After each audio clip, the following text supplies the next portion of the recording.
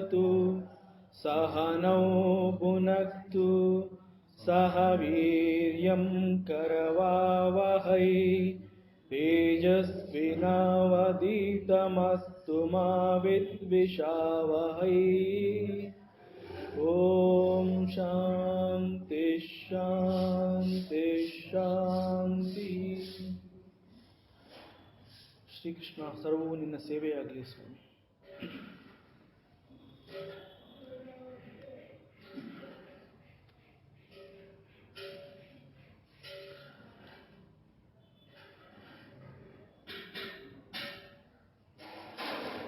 ಮಹಾಭಾರತದ ಯಕ್ಷ ಪ್ರಶ್ನೆ ಪ್ರಸಂಗ. ಕಳೆದ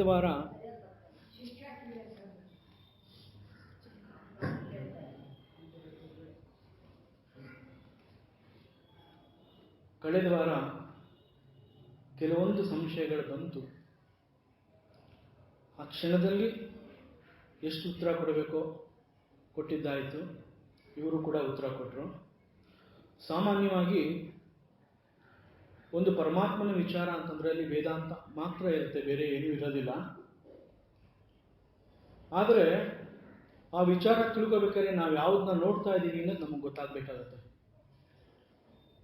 ಈ ಯಕ್ಷ ಪ್ರಶ್ನೆ ಪ್ರಸಂಗನೂ ಅಷ್ಟೇ, ಪ್ರತಿ ಪ್ರಶ್ನೆಗಳು ಮತ್ತು ಧರ್ಮರಾಜನ ಉತ್ತರಗಳು ತುಂಬ ಸೂಕ್ಷ್ಮವಾಗಿರುತ್ತೆ, ತುಂಬ ಒಗಟು, ತುಂಬ ಸಣ್ಣ ಮಕ್ಕಳನ್ನು ಕೇಳಿದಂಗಿರುತ್ತೆ ಪ್ರಶ್ನೆಗಳು. ಆ ಥರ ಪ್ರಶ್ನೆಗಳನ್ನ ನೇರವಾಗಿ ಅರ್ಥ ಮಾಡ್ಕೊಳ್ಳೋಕೆ ಆಗೋದಿಲ್ಲ ಅಂದ್ಬಿಟ್ಟು ಆ ಪ್ರಶ್ನೆಗೆ ಮುಂಚೆ ಒಂದು ಹಿನ್ನೆಲೆ ಒದಗಿಸೋದು ಮತ್ತು ಉತ್ತರಕ್ಕೆ ಮುಂಚೆ ಧರ್ಮರಾಜ ಯಾವ ದೃಷ್ಟಿಕೋನದಿಂದ ಈ ಪ್ರಶ್ನೆಯನ್ನು ನೋಡಿದ್ದಾನೆ ಅದನ್ನೆಲ್ಲ ಹೇಳ್ತಾ ಹೋಗ್ತೀವಿ. ಹಾಗಾಗಿ ಮತ್ತೊಮ್ಮೆ ಈ ಯಕ್ಷ ಪ್ರಶ್ನೆಯಲ್ಲಿ ಪ್ರಶ್ನೆ ಉತ್ತರಗಳು ನಿಸ್ಸಂಶಯವಾಗಿ ವೇದಾಂತದಿಂದಲೇ ಇರೋದು. ಕಳೆದ ವಾರ ಕತ್ತಲೆ ಬೆಳಕಿನ ಉದಾಹರಣೆ ಕೊಟ್ಟು ಹೇಳಿದ್ರು ಇವರು. ಕತ್ತಲೆ ಮತ್ತು ಬೆಳಕಿನ ಅನುಭವ ಆಗಬೇಕಾದ್ರೆ ಅವೆರಡೂ ನಮಗೆ ಗೊತ್ತಾಗಬೇಕು. ಗೊತ್ತಾಗದೆ ಹೋದರೆ ಯಾವುದು ಸರಿ ಯಾವುದು ತಪ್ಪು ಅನ್ನೋದೇ ಗೊತ್ತಾಗೋದಿಲ್ಲ ಅಂತ. ಹಾಗಾಗಿ ಇವತ್ತು ಪ್ರವಚನ ಶುರು ಮಾಡೋದಕ್ಕೆ ಮುಂಚೆ ಒಂದೆರಡು ಭಕ್ತಿಪೂರ್ವಕವಾಗಿ ನಾನು ನಿಮ್ಮಲ್ಲಿ ಕೇಳ್ಕೊತೀನಿ. ಮಹಾಭಾರತ ಅನ್ನೋದು ಭಗವಾನ್ ವೇದವ್ಯಾಸರ ಅತಿ ದೊಡ್ಡ ಶ್ರೇಷ್ಠ ಗ್ರಂಥ. ಅದು ಸಂಪೂರ್ಣವಾಗಿ ಅದು ವೇದಾಂತದಿಂದಲೇ ಕೂಡಿದೆ. ಮಹಾಭಾರತ ಅದರ ಅಡಿಯಲ್ಲಿ ವನಪರ್ವದ ಅಂತ್ಯದಲ್ಲಿ ಬರುವ ಒಂದು ಪ್ರಸಂಗ ಇದು. ಸಾಮಾನ್ಯವಾಗಿ ಸನ್ನಿವೇಶಗಳು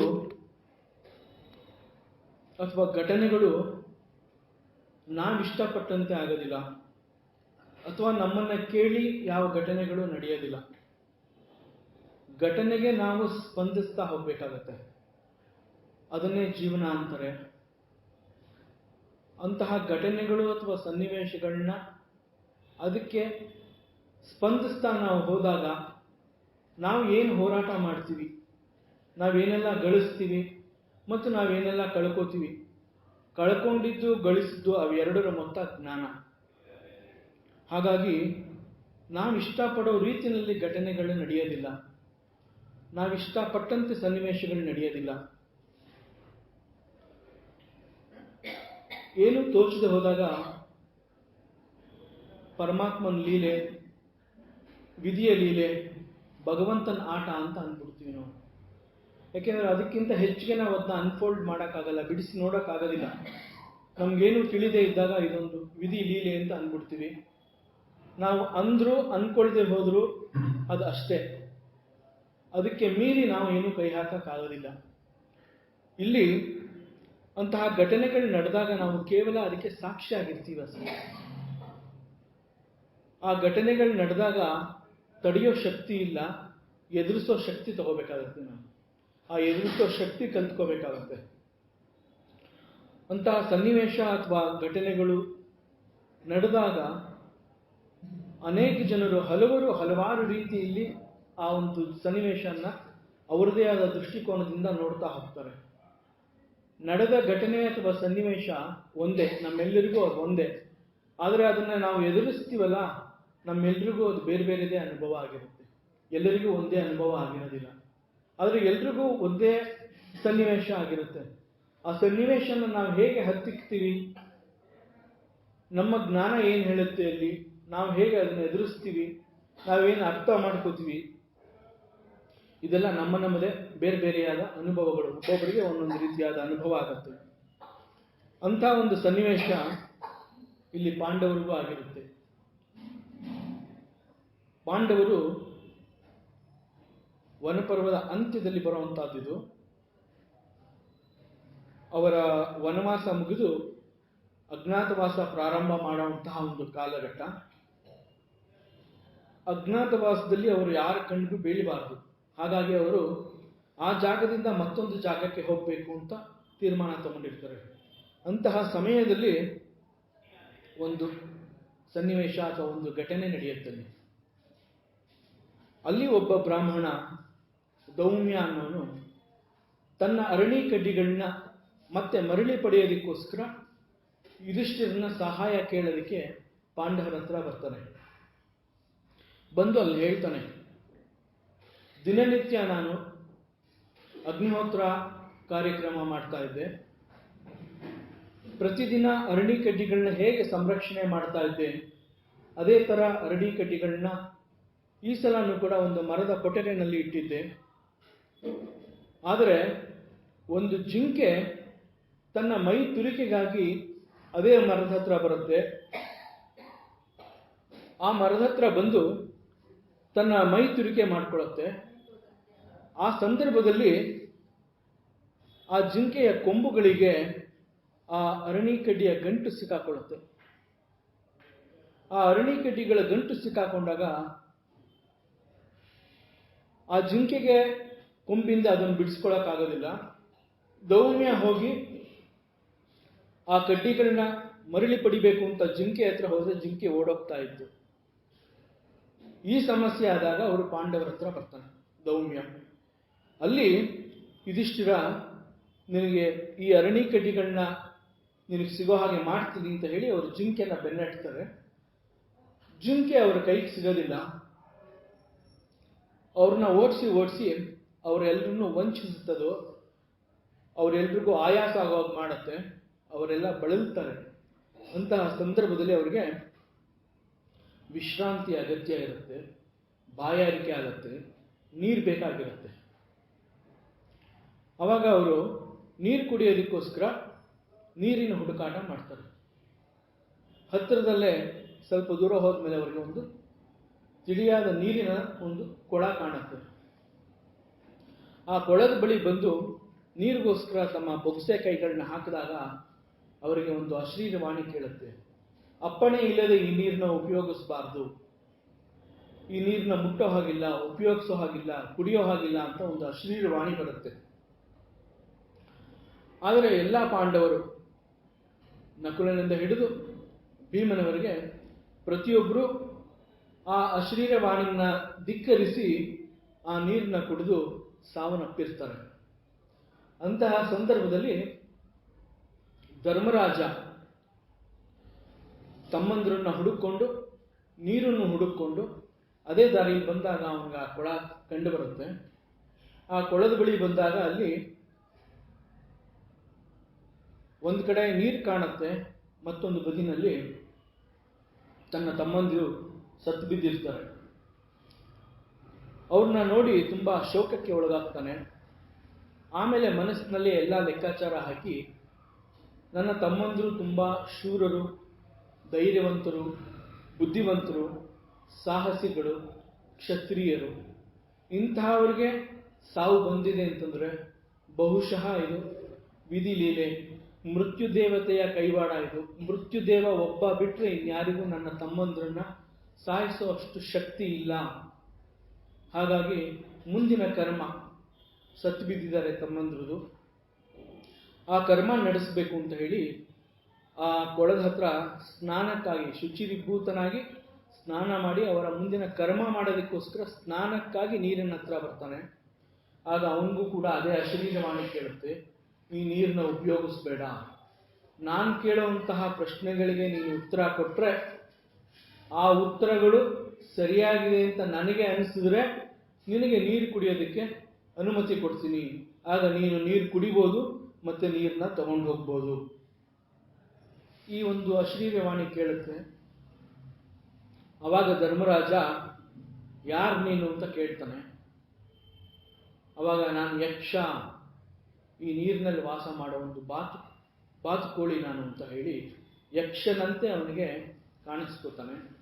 ಆ ಯಕ್ಷರೂಪಿ ಸಾಕ್ಷಾತ್ ಯಮಧರ್ಮರಾಜ, ಆದರೆ ಅದು ಧರ್ಮರಾಜನಿಗೆ ಗೊತ್ತಿರೋದಿಲ್ಲ. ಧರ್ಮರಾಜ ಆ ಯಕ್ಷನಿಗೆ, ನಿನ್ನ ಪ್ರಶ್ನೆಗಳನ್ನ ಕೇಳು, ನಿನ್ನ ಪ್ರಶ್ನೆಗಳಿಗೆ ನಾನು ಉತ್ತರ ಕೊಡ್ತೀನಿ. ನಿನ್ನ ಅನುಮತಿ ಇಲ್ಲದೆ ನಿನ್ನ ಒಡೆತನದಲ್ಲಿರೋ ಈ ಕೊಳದ ನೀರನ್ನ ಉಪಯೋಗಿಸೋದು ಧರ್ಮ ಅಲ್ಲ. ಹಾಗಾಗಿ ಈ ನೀರನ್ನ ನಾನು ಉಪಯೋಗಿಸ್ಕೋಬೇಕಾದ್ರೆ ನೀನು ಕೇಳೋ ಪ್ರಶ್ನೆಗಳಿಗೆ ನಾನು ಉತ್ತರ ಕೊಡಬೇಕು. ನಾನು ಕೊಡಕ್ಕೆ ರೆಡಿ ಇದ್ದೀನಿ, ನೀನು ಪ್ರಶ್ನೆಗಳನ್ನ ಮಾಡು, ನಾನು ಸಿದ್ಧನಾಗಿದ್ದೀನಿ ಅಂತ ಹೇಳ್ತಾನೆ. ಅವನು ಒಂದೊಂದೇ ಪ್ರಶ್ನೆ ಕೇಳ್ತಾ ಬರ್ತಾನೆ. ಆ ಪ್ರಶ್ನೆಗಳ ಪ್ರತಿಯೊಂದು ಪ್ರಶ್ನೆನಲ್ಲೂ ವೇದಾಂತನೇ ಆಗಿದೆ. ಪ್ರತಿಯೊಂದು ಉತ್ತರಗಳನ್ನು ಆ ದೃಷ್ಟಿಕೋನದಿಂದನೇ ಯುಧಿಷ್ಠಿರ ನೋಡ್ತಾ ಇದ್ದಾನೆ. ಸಾಮಾನ್ಯ ಜನರಿಗೆ ಅರ್ಥವಾಗದ ಪ್ರಶ್ನೆಗಳು, ಸಾಮಾನ್ಯ ಜನರಿಗೆ ಉತ್ತರ ಕೊಡಕ್ಕಾಗದೇ ಇರುವಂತಹ ಕಠಿಣವಾದ ಪ್ರಶ್ನೆಗಳು. ಆದರೆ ಯುಧಿಷ್ಠಿರ ಒಬ್ಬ ಜ್ಞಾನಿ, ಎಲ್ಲ ತಿಳ್ಕೊಂಡಿರ್ತಾನೆ ಅವನು. ಹಾಗಾಗಿ ಅವನಿಗೆ ಈ ಪ್ರಶ್ನೆಗಳಿಗೆ ಉತ್ತರ ಕೊಡೋ ಸಾಮರ್ಥ್ಯ ಇರುತ್ತೆ. ಇದಿಷ್ಟು ಇದರ ಹಿನ್ನೆಲೆ. ಪ್ರಶ್ನೆಗಳು ಹೆಚ್ಚು ಕಡಿಮೆ ಒಗಟಿನ ರೂಪದಲ್ಲೇ ಇರುತ್ತೆ, ಆದರೆ ಅದನ್ನು ವೇದಾಂತದ ದೃಷ್ಟಿಕೋನದಿಂದಲೇ ನೋಡಬೇಕಾಗತ್ತೆ. ಪ್ರಶ್ನೆಗಳು ಕೆಲವೊಮ್ಮೆ ತೀರಾ ಬಾಲಿಶ ಅನ್ನೋ ರೀತಿಯಲ್ಲಿ ಕಂಡು ಬಂದರೂ ಉತ್ತರಗಳು ಗೊತ್ತಾದಾಗ, ಯುಧಿಷ್ಠಿರ ಕೊಡೋ ಉತ್ತರಗಳನ್ನ ನಾವು ನೋಡಿದಾಗ ಅಲ್ಲಿ ಅತಿ ಹೆಚ್ಚಿನ ವೇದಾಂತನೇ ಇದೆ ಅಂತ ತಿಳಿದು ಬರುತ್ತೆ. ಪ್ರತಿ ಪ್ರಶ್ನೆಯ ಮುಂಚೆ ಯಾವ ಕಾರಣದಿಂದ ಈ ಪ್ರಶ್ನೆ ಕೇಳ್ತಾ ಇದ್ದಾನೆ ಅದನ್ನು ತಿಳ್ಕೋಬೇಕಾಗತ್ತೆ. ಮತ್ತೆ ಉತ್ತರ ಕೊಡಬೇಕಾದ್ರೆ ಯುಧಿಷ್ಠಿರನ ದೃಷ್ಟಿಕೋನ ಯಾವ ಥರ ಇದೆ, ಯಾವ ಆಧಾರದ ಮೇಲೆ ಈ ಉತ್ತರ ಕೊಡ್ತಾ ಇದ್ದಾನೆ, ಅವನು ಕೊಟ್ಟ ಉತ್ತರಗಳು ನಮ್ಮ ಜೀವನದಲ್ಲಿ ಎಲ್ಲಾರು ಬಂದು ಹೋಗಿದೆಯಾ, ನಮ್ಗೇನಾದ್ರು ಅದು ತಟ್ತಾ ಇದೆಯಾ, ಅದು ನಮ್ಮನ್ನೇನಾದ್ರು ಎಚ್ಚರಿಸ್ತಾ ಇದೆಯಾ ಅಂತ ಅದನ್ನು ನಾವೇ ಹುಡುಕೋಬೇಕು. ಆ ರೀತಿಯ ವೇದಾಂತದ ಸಂವಾದ, ಯಕ್ಷನಿಗೆ ಮತ್ತು ಯುಧಿಷ್ಠಿರನಿಗೆ ನಡೆಯುವಂತಹ ಒಂದು ಸಂವಾದ ರೂಪವಾದ ವೇದಾಂತದ ಕಥಾಪ್ರಸಂಗ.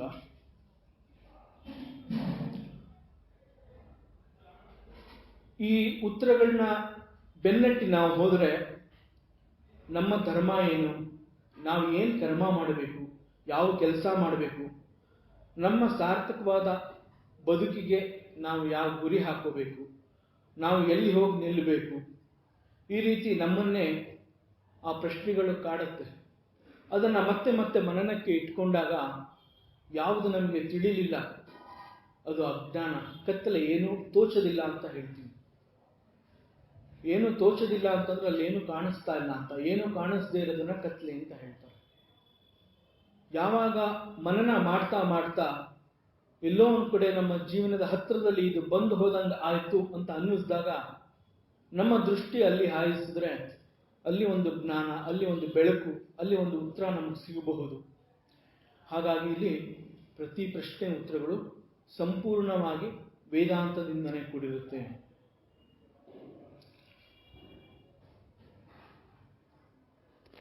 ಯಕ್ಷ ತನ್ನ 6ನೇ ಪ್ರಶ್ನೆಯ ಕೊನೆಯ ಭಾಗಕ್ಕೆ ಬಂದಿರ್ತಾನೆ.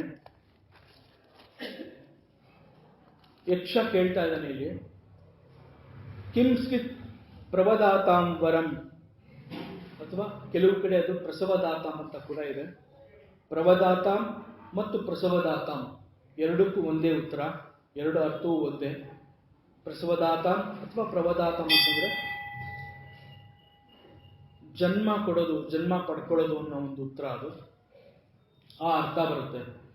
ಇಲ್ಲಿ ಯಕ್ಷನ ಪ್ರಶ್ನೆ, ವಂಶಾಭಿವೃದ್ಧಿಯನ್ನು ಬಯಸಿದ ವ್ಯಕ್ತಿಗಳಲ್ಲಿ ಯಾವುದು ಅವರಿಗೆ ಹೆಚ್ಚು ಸಂತೋಷ ಉಂಟು ಮಾಡುತ್ತೆ ಅನ್ನುವಂತಹ ಪ್ರಶ್ನೆ ಕೇಳಿದಾನೆ.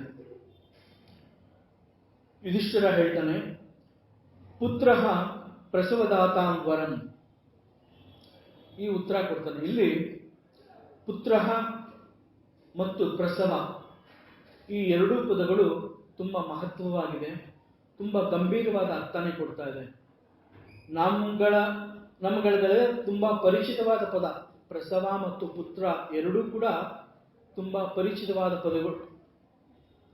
ಆದರೆ ಇಲ್ಲಿ ಯುಧಿಷ್ಠಿರ ಅದನ್ನ ಯಾವ ಥರ ಹೇಳ್ತಾನೆ, ಯಾವ ದೃಷ್ಟಿಕೋನದಲ್ಲಿ ಹೇಳಿದ್ದಾನೆ.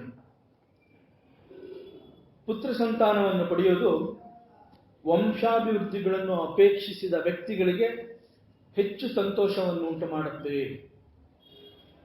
ವಂಶಾಭಿವೃದ್ಧಿಯಲ್ಲಿ ಅಥವಾ ಸಂತಾನಾಭಿವೃದ್ಧಿಯಲ್ಲಿ ಪುತ್ರ ಅಂತಂದ್ರೆ ಗಂಡು ಸಂತಾನ, ಮಗ ಅಂತ ಹೇಳ್ತಾರೆ. ಇಂತಹ ವಂಶಾಭಿವೃದ್ಧಿನಲ್ಲಿ ಒಬ್ಬ ಮಗನ್ನ ಪಡಿಬೇಕು ಅನ್ನೋದು ಹೆಚ್ಚು ಆನಂದ ಆಗತ್ತೆ ಅನ್ನೋ ಅರ್ಥ ಇದು ಕಂಡು ಬರುತ್ತೆ. ಹಾಗಾದರೆ ಹೆಣ್ಣು ಮಕ್ಕಳು ಏನು? ಹಾಗಾದರೆ ಪುತ್ರ ಅಂತಂದ್ರೆ ಏನು? ಆ ಅರ್ಥನ ನಾವು ಇಲ್ಲಿ ಬೆನ್ನಟ್ಟಿ ಹೋಗ್ಬೇಕಾಗುತ್ತೆ. ಮುಖ್ಯವಾಗಿ ಗಮನಿಸಿದ್ರೆ ವಂಶಾಭಿವೃದ್ಧಿಯಲ್ಲಿ ಮಕ್ಕಳನ್ನ ಪಡೆಯೋದು ತುಂಬಾ ಮುಖ್ಯ. ಮಕ್ಕಳು ಅಂದ ಮೇಲೆ ಅದು ಗಂಡು ಸಂತಾನ ಆಗಿರಬಹುದು ಅಥವಾ ಹೆಣ್ಣು ಸಂತಾನ ಆಗಿರಬಹುದು. ಒಂದು ವಂಶ ಮುಂದುವರಿಯಬೇಕಾದಲ್ಲಿ ಸಂತಾನ ಪ್ರಾಪ್ತವಾಗಬೇಕು. ಇಲ್ಲಿ ಯುಧಿಷ್ಠಿರ ಕೂಡ ಅದನ್ನೇ ಹೇಳ್ತಾ ಇದ್ದಾನೆ. ಪುತ್ರ ಪ್ರಸವದಾತಾಂ ವರಂ. ಇಲ್ಲಿ ಪುತ್ರ ಅಂತಂದ್ರೆ ಮಗ ಅಥವಾ ಗಂಡು ಸಂತಾನ, ಇದು ಸಾಮಾನ್ಯವಾದ ಅರ್ಥ. ನಮ್ಮ ಸಮಾಜ ಹೇಗಿದೆ, ನಮ್ಮ ಪರಿಸ್ಥಿತಿ ಹೇಗಿದೆ ಅಂತಂದ್ರೆ, ನಮ್ಮ ಸಮಾಜದಲ್ಲಿ ನಾವು ಬದುಕ್ತಾ ಇರೋ ಈ ಒಂದು ಸೊಸೈಟಿನಲ್ಲಿ ಬಹು ಹಿಂದಿನಿಂದ ಸಾಮಾನ್ಯವಾಗಿ ಅಧಿಕಾರ ಅಥವಾ ಮುಂದಾಳುತನ ಅಥವಾ ನಾಯಕತನ, ಒಂದು ಗಟ್ಟಿಗೆತನ, ಇದೆಲ್ಲ ಒಬ್ಬ ಮಗನಿಗೆ ಬೇಕಾಗುತ್ತೆ. ಯಾಕೆಂತಂದ್ರೆ ಅವನು ಆ ಒಂದು ಸಂಸಾರನ್ನ ವಹಿಸ್ಕೋಬೇಕಾಗುತ್ತೆ, ಜವಾಬ್ದಾರಿ ವಹಿಸ್ಕೋಬೇಕಾಗತ್ತೆ. ಆ ದೃಷ್ಟಿಯಿಂದ ಇಲ್ಲಿ ಒಂದು ಮುಂದಾಳುತನ ಬೇಕಾಗುತ್ತೆ, ನಾಯಕತನ ಬೇಕಾಗುತ್ತೆ, ಗಟ್ಟಿಗೆತನ ಬೇಕಾಗಿರುತ್ತೆ. ಆದರೆ ಈಗ ಕಾಲ ಬದಲಾಗಿದೆ. ಈಗ ಗಂಡು ಮಕ್ಕಳು ಹೆಣ್ಣು ಮಕ್ಕಳು ಸಮಾನ ಅಂತ ಹೇಳ್ತಾರೆ.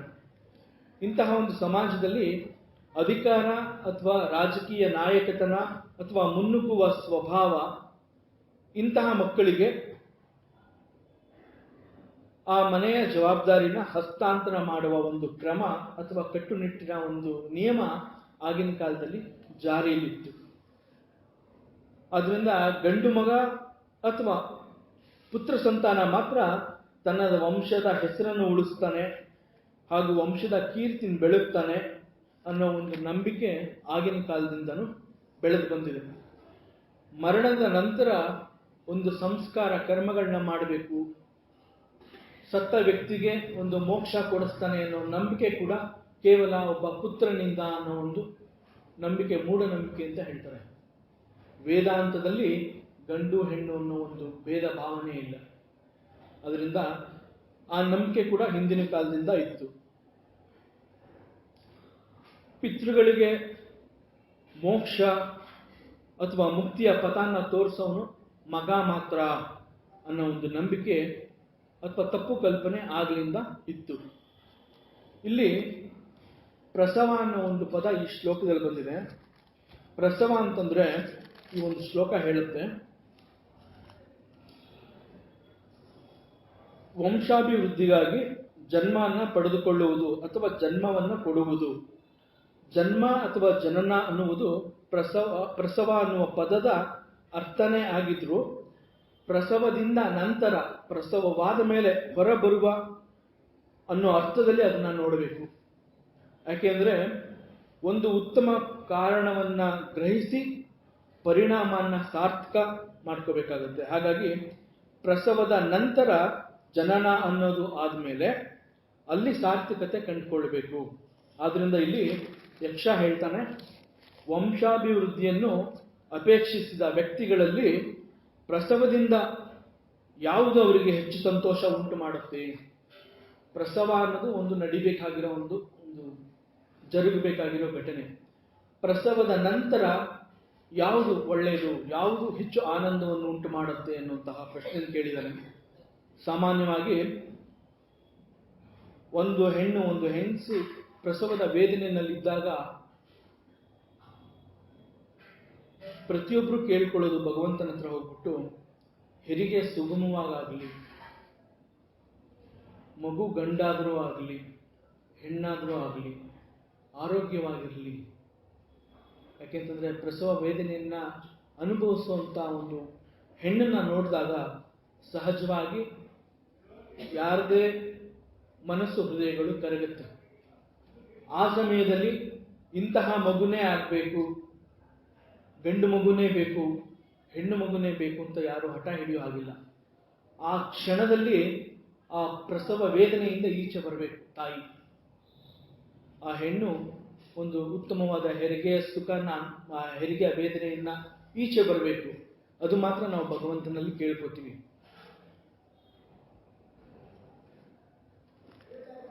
ಒಂದು ಒಳ್ಳೆ ಹೆರಿಗೆ ಆದರೆ ಸಾಕು ಅಂತ ನಾವು ದೇವ್ರನ್ನ ಪ್ರಾರ್ಥನೆ ಮಾಡ್ತೀವಿ. ವೇದಾಂತ ಏನ್ ಹೇಳುತ್ತೆ ಅಂತಂದ್ರೆ, ಪ್ರಸವದಿಂದ ಯಾವಾಗಲೂ ಉತ್ತಮವಾದದ್ದೇ ಲಭಿಸುತ್ತೆ ಅಂತ ವೇದಾಂತ ಹೇಳುತ್ತೆ. ಪ್ರಸವದ ನಂತರದ ಅವಕಾಶಗಳನ್ನ ಜನನ ತಗೊಂಡಂತಹ ಜೀವ ಆ ಅವಕಾಶಗಳನ್ನ ಯಾವ ತರ ಉಪಯೋಗಿಸ್ಕೋತಾನೆ, ಅದರ ಮೇಲೆ ಪ್ರಸವದಿಂದ ಅನುಕೂಲ ಆಯ್ತೋ ಇಲ್ವೋ ಅನ್ನೋದು ಆ ಜೀವ ತಗೊಂಡಂತಹ, ಜೀವ ಸ್ವರೂಪಿ ತಗೊಂಡಂತಹ ಅವನ ಕರ್ಮ ಫಲಗಳಿಗೆ ಅನುಗುಣವಾಗಿ ಮುಂದೆ ಹೋಗುತ್ತೆ. ಯಾವುದೇ ಮನುಷ್ಯ ತಪ್ಪು ಮಾಡಿದ್ರೂ ಕೂಡ ಆ ಕ್ಷಣದಲ್ಲಿ ಅದು ತಪ್ಪೇ ಆದ್ರೂ ಮುಂದೆ, ಅದು ಈ ಜನ್ಮದಲ್ಲಿಲ್ಲದೆ ಇರಬಹುದು, ಮುಂದೆ ಅವನು ಉತ್ತಮವಾದ ಮಾರ್ಗಕ್ಕೆ ಅವನು ಹೋಗ್ತಾನೆ. ಅವನು ತಪ್ಪು ಮಾಡ್ತಾ ಇದ್ದನ್ನ ಪರಮಾತ್ಮ ನೋಡ್ಕೊಂಡು ಸುಮ್ಮನೆ ಇರೋದಿಲ್ಲ. ಅವನ ಮನಸ್ಸಿಗೆ ಬಂದಂತಹ ಕೆಲಸನ ಅವನು ಮಾಡಿರ್ತಾನೆ. ಅಲ್ಲಿ ತಪ್ಪು ಇರುತ್ತೆ, ಸರಿನೂ ಇರುತ್ತೆ, ಆದರೆ ಭಗವಂತ ಬಿಡಲ್ಲ. ಅವನ ಕೈನಲ್ಲಿ ಉತ್ತಮವಾದ ಕೆಲಸ ಮಾಡಿಸೋವರೆಗೂ ಪರಮಾತ್ಮ ಸುಮ್ಮನೆ ಇರೋದಿಲ್ಲ. ಹಾಗಾಗಿ ಪ್ರಸವದ ನಂತರದ ಆ ಜನ್ಮ ಪಡ್ಕೊಂಡಂತಹ ಆ ಜೀವ ಸ್ವರೂಪ ಏನ್ ಆರಿಸ್ಕೋತಾನೆ ಅವಕಾಶಗಳನ್ನ ಅನ್ನೋದು ಸಂಪೂರ್ಣವಾಗಿ ಅವನಿಗೆ ಬಿಟ್ಟ ವಿಚಾರ. ಪ್ರಸವದಿಂದ ಒಳ್ಳೆಯದೇ ಆಗತ್ತೆ ಅಂತ ವೇದಾಂತ ಹೇಳುತ್ತೆ. ಇದಕ್ಕೆ ಒಂದು ಶ್ಲೋಕ ಕೂಡ ಇದೆ, ಪ್ರಸವದಿಂದ ತುಂಬಾ ಒಳ್ಳೆಯದೇ ಆಗತ್ತೆ. ಇದನ್ನು ಹೇಗೆ ಹೇಳಿದ್ದಾರೆ ಅಂತಂದ್ರೆ, ಜ್ಞಾನೇ ಮೌನಂ ಕ್ಷಮಾಶಕ್ತೌ ತ್ಯಾಗೇ ಶ್ಲಾಘ ವಿಪರ್ಯಾಯ ಗುಣಾನುಬಂಧಿತ್ವಾತ್ ತಸ್ಯ ಸುಪ್ರಸವ ಇವ. ಈ ಶ್ಲೋಕದಲ್ಲಿ ಪ್ರಸವ ಅಂತಂದ್ರೆ ಏನು ಅನ್ನೋದನ್ನು ಸಂಪೂರ್ಣವಾಗಿ ತಿಳಿಸಿಕೊಟ್ಟಿದೆ ಈ ಶ್ಲೋಕ. ಯಕ್ಷನ ಪ್ರಶ್ನೆಯಲ್ಲಿ ಪ್ರಸವ ಎಂಬ ಪದದ ಪ್ರಯೋಗ ಇದೆ. ಇಲ್ಲಿ ಪ್ರಸವ ಅಂತಂದ್ರೆ ಜನ್ಮ ಕೊಡೋದು ಅನ್ನೋ ಅರ್ಥ ಬರುತ್ತೆ. ತಾಯಿಯಾದವಳು ತನ್ನ ಗರ್ಭದಲ್ಲಿ ಅಥವಾ ಗರ್ಭದಿಂದ ಮತ್ತೊಂದನ್ನ ಸೃಷ್ಟಿ ಮಾಡುವಂಥವಳು. ಸೃಷ್ಟಿಕರ್ತನ ಪರಮಾತ್ಮ ಅಂತೀವಿ. ತಾಯಿ ತನ್ನ ಗರ್ಭದಲ್ಲಿ ಮತ್ತೊಂದು ಜೀವನ ಸೃಷ್ಟಿ ಮಾಡೋದ್ರಿಂದ ತಾಯಿಯನ್ನ ದೇವರು ಅಂತ ಹೇಳ್ತೀವಿ ನಾವು. ಗರ್ಭ ಅಂತಂದ್ರೆ ಅದು ಒಂದು ಶಕ್ತಿನ ಅಲ್ಲಿ ಇಟ್ಕೊಳ್ಳುವಂತಹ ಜಾಗ. ನಾವು ಒಂದು ದೇವಸ್ಥಾನಕ್ಕೆ ಬಂದ್ರೆ ಪರಮಾತ್ಮನ ನಾವು ಗರ್ಭಗುಡಿಲಿ ಹುಡುಕ್ತೀವಿ. ಆ ಗರ್ಭಗುಡಿ ಅಂತಂದ್ರೆ ಅಲ್ಲಿ ಅಷ್ಟು ಶಕ್ತಿ ಇದೆ ಅನ್ನೋ ಅರ್ಥ ಇರುತ್ತಲ್ಲಿ. ಪರಮಾತ್ಮ ಅಥವಾ ದೇವರು ಅನ್ನೋನನ್ನ ನಾವು ಆರಾಧಿಸುವಾಗ ಅವನಿರುವ ಜಾಗನ ನಾವು ಗರ್ಭಗುಡಿ ಅಂತಾನೆ ಹೇಳ್ತೀವಿ. ಅದೊಂದು ಪುಣ್ಯವಾದ ಸ್ಥಳ, ಶಕ್ತಿಯಾದ ಸ್ಥಳ, ಪವಿತ್ರವಾದ ಜಾಗ. ತಾಯಿಯಾದವಳಿಗೆ ಮಾತ್ರ ಅಂತಹ ಒಂದು ಪುಣ್ಯವಾದ ಜಾಗದಲ್ಲಿ ಮತ್ತೊಂದನ್ನ ಸೃಷ್ಟಿ ಮಾಡೋ ಶಕ್ತಿ ಇರೋದು ಕೇವಲ ಆ ತಾಯಿಗೆ ಮಾತ್ರ.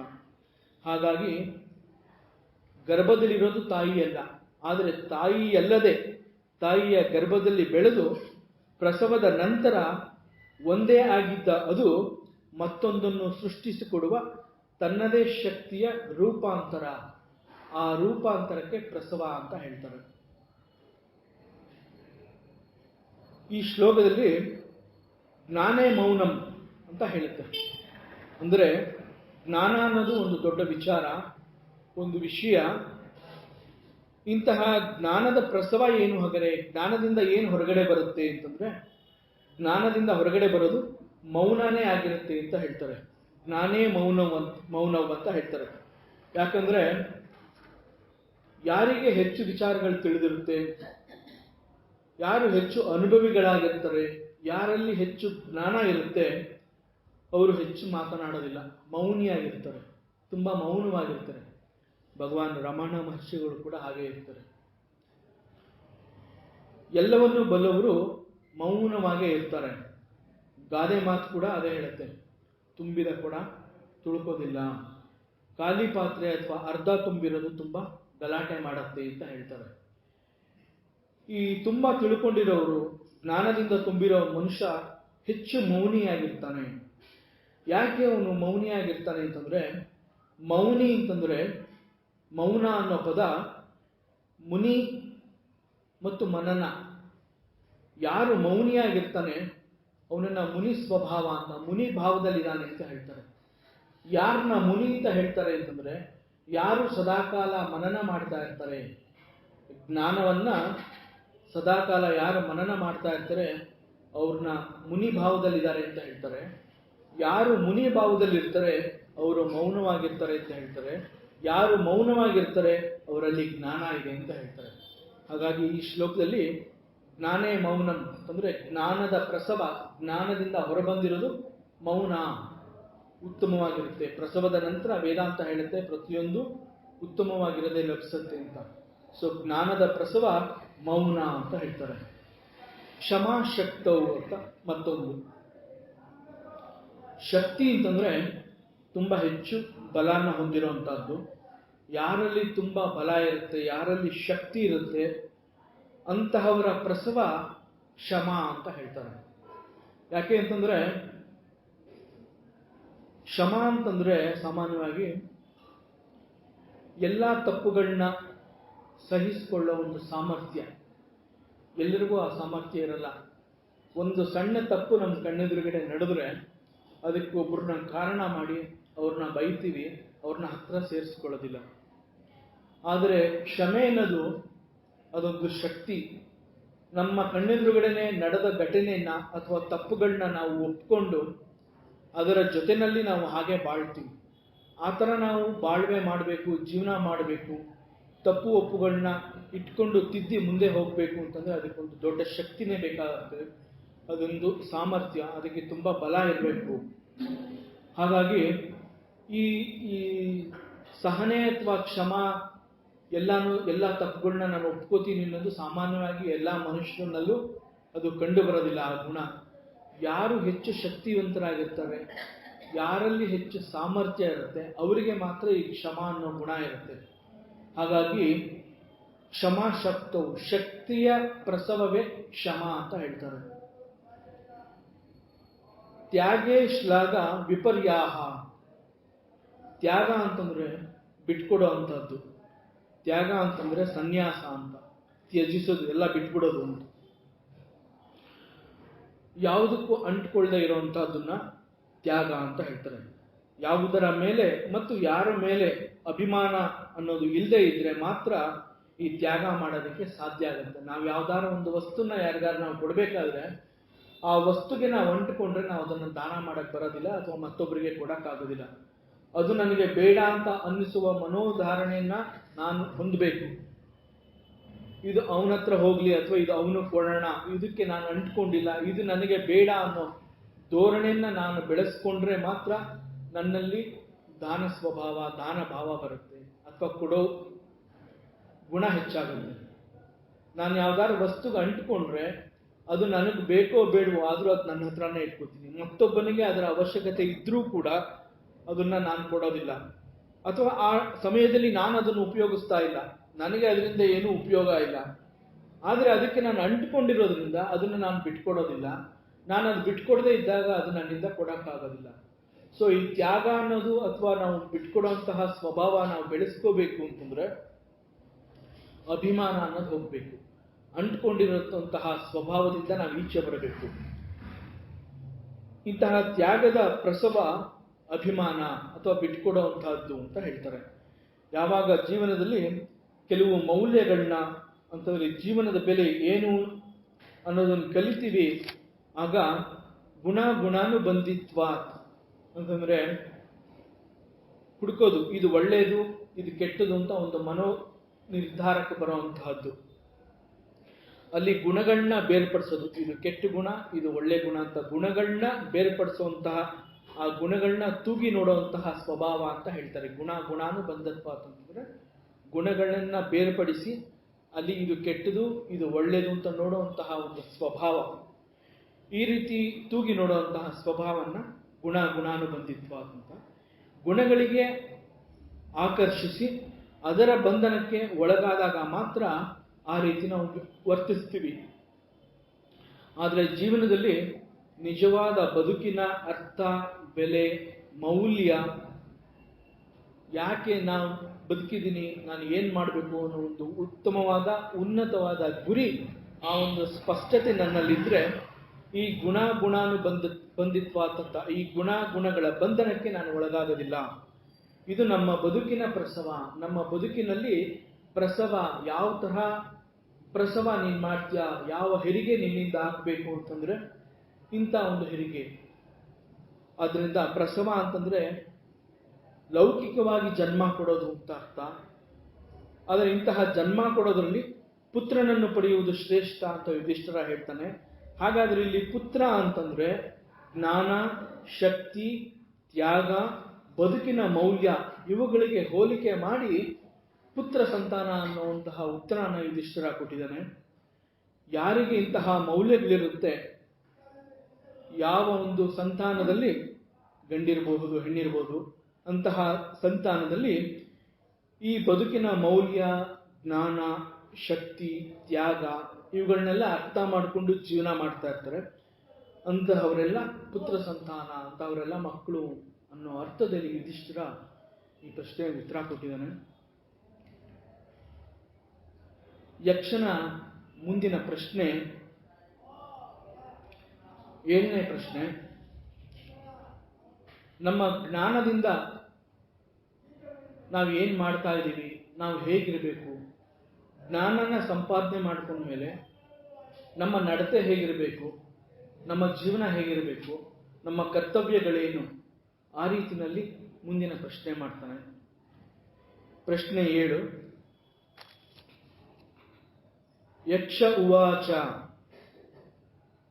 ಇಲ್ಲಿವರೆಗೆ ನಾವು ನೋಡಿದ್ದು ಒಂದು ಶ್ಲೋಕ ಅಥವಾ ಒಂದು ಪ್ರಶ್ನೆಯಲ್ಲಿ 4 ಬೇರೆ ಬೇರೆ ಪ್ರಶ್ನೆಗಳ ಒಂದು ರೀತಿ ನೋಡಿದ್ವಿ.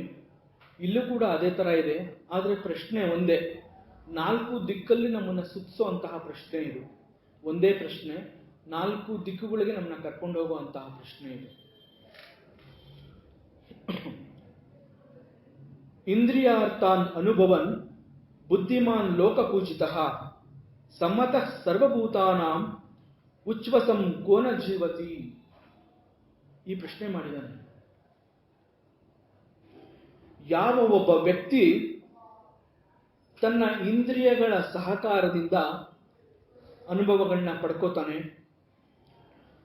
ಅನುಭವಗಳನ್ನ ಪಡ್ಕೊಂಡು ಆ ಮೂಲಕ ಅವನು ಬುದ್ಧಿವಂತ ಅಂತ ಲೋಕದಲ್ಲಿ ಹೆಸರು ತಗೋತಾನೆ, ಪ್ರಶಂಸೆಗೆ ಪಾತ್ರ ಆಗ್ತಾನೆ, ಹಾಗೂ ಎಲ್ಲರಿಂದಲೂ ಒಂದು ಉತ್ತಮವಾದ ಬಾಂಧವ್ಯನ ಪಡಿತಾನೆ, ಮತ್ತೆ ಒಂದು ಉತ್ತಮವಾದ ಬಾಂಧವ್ಯನ ಅವನು ಎಲ್ಲರಿಗೂ ಹಂಚ್ತಾನೆ, ಕೊಡ್ತಾನೆ, ಎಲ್ಲರಿಗೂ ಬೇಕಾಗೋ ಹಾಗೆ ಇರ್ತಾನೆ ಅವನು. ಮತ್ತು ನಿರಂತರವಾಗಿ ಆ ಬದುಕಿನಲ್ಲಿ ಅವನು, ಬದುಕು ಅಂತಂದ್ರೆ ಅಲ್ಲಿ ಉಸಿರಾಡ್ತಾ ಇದ್ರೆ ಒಬ್ಬ ಮನುಷ್ಯ ಬದುಕಿದಾನೆ ಅಂತ. ಹಾಗೆ ಅವನು ನಿರಂತರವಾಗಿ ಉಸಿರಾಟ ಮಾಡ್ತಾ ಬದುಕು ನಡೆಸ್ತಾ ಇದ್ರೂ ಕೂಡ ಅಷ್ಟೆಲ್ಲ ಉತ್ತಮವಾದ ಸಂಸ್ಕಾರ ಅಂತಂದ್ರೆ ಒಂದು ಜ್ಞಾನ ಪಡ್ಕೊಳ್ಳೋದು, ಲೋಕದಲ್ಲಿ ಒಳ್ಳೆ ಮನುಷ್ಯ ಅಂತ ಬುದ್ಧಿವಂತ ಅಂತ ಹೆಸರು ತಗೊಳ್ಳೋದು, ಈ ತರ ಎಲ್ಲ ಮಾಡಿಕೊಂಡ್ರೂ ಕೂಡ ಅವನು ಬದುಕಿದ್ರು ಅವನು ಸತ್ತಂತೆ, ಯಾರು ಅವನು? ಈ ತರ ಪ್ರಶ್ನೆ ಕೇಳಿದಾನೆ. ಜ್ಞಾನ ಉಂಟಾಗೋದಕ್ಕೆ ಇಂದ್ರಿಯಗಳ ಸಹಕಾರ ಬೇಕು. ಆ ಇಂದ್ರಿಯಗಳ ಸಹಕಾರದಿಂದ ಉತ್ತಮವಾದ ಜ್ಞಾನ ಪಡ್ಕೊಂಡು ಆ ಜ್ಞಾನದ ಮೂಲಕ ಆ ಸಮಾಜದಲ್ಲಿ ಅವನು ಲೋಕದಲ್ಲಿ ಲೋಕಪೂಜಿತ ಅಂತ, ಲೋಕದಲ್ಲಿ ಎಲ್ರಿಗೂ ಬೇಕಾಗೋ ಹಂಗೆ ಒಂದು ಒಳ್ಳೆ ಹೆಸರು ಸಂಪಾದನೆ ಮಾಡ್ಕೊತಾನೆ, ಎಲ್ಲರಿಂದ ಪ್ರಶಂಸೆಗೆ ಪಾತ್ರನಾಗ್ತಾನೆ, ಮತ್ತು ತಾನು ಬದುಕಿದ್ದೀನಿ ಅನ್ನೋದು ಅವಾಗವಾಗ ಎಲ್ರಿಗೂ ಗೊತ್ತಾಗೋ ಹಾಗೆ ಒಳ್ಳೊಳ್ಳೆ ಕೆಲಸಗಳನ್ನ ಅವನು ಮಾಡ್ಕೊಂಡಿದ್ರೂ ಕೂಡ ನಿರಂತರವಾದ ಉಸಿರಾಟ, ಇಲ್ಲಿ ಉಸಿರಾಟ ಅನ್ನೋ ಪದನ ಯೂಸ್ ಮಾಡಿದ್ದಾನೆ ಈ ಪ್ರಶ್ನೆಯಲ್ಲಿ. ಉಚ್ಛ್ವಸಂ ಅಂತ ಹೇಳಿದ್ದಾನೆ. ಈ ಉಸಿರಾಟ ಮಾಡಿಕೊಂಡು ನಿರಂತರವಾಗಿ ಬದುಕು ನಡೆಸ್ತಾ ಇದ್ರೂ ಕೂಡ ಅವನ ಬದುಕಿಗೆ ಅರ್ಥ ಇಲ್ಲ. ಅವನು ಬದುಕಿದ್ದು ಸತ್ತಂತೆ, ಜೀವ ಇದ್ರೂ ಶವದಂತೆ ಇದನ್ನಲ್ಲ, ಯಾರು ಅವನು ಅನ್ನೋ ಪ್ರಶ್ನೆಯನ್ನ ಇಲ್ಲಿ ಯಕ್ಷ ಮಾಡಿದ್ದಾನೆ.